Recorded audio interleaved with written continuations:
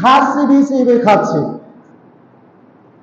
তাহলে আপনি একটু চিন্তা বিবেক করেন তো, একটু ছোট ছোট বাচ্চাগুলো ঘাস চিবিয়ে চিবিয়ে খাচ্ছে, আর আপনি আমি এই বাংলাদেশের মাটিতে মুসলিম পরিচয় দিয়ে, মুসলমান মায়ের সন্তান পরিচয় দিয়ে কিভাবে আপনি বসে থাকতে পারেন? আপনার হৃদয় ক্ষরণ কি একটুও হয় না? এখন আপনারা বলতে পারেন যে হুজুর, আমরা কিভাবে প্রতিরক্ষা করব? প্রতিরক্ষা আমরা করতে না পারলেও আমরা আজকে থেকে নিয়াত করব, ইসরায়েল পণ্য যতগুলো আছে সম্পূর্ণ বয়কট করে দেব। যদি ইসরায়েলি পণ্য যদি আমাদের বাংলাদেশে যদি না চলে, তাহলে এই ইসরায়েলি পণ্য থেকে ট্যাক্স পাবে না। আর ট্যাক্স যদি না পারে, তাহলে অর্থনৈতিক দিক দিয়েও একটু ঘাটতি খাবে।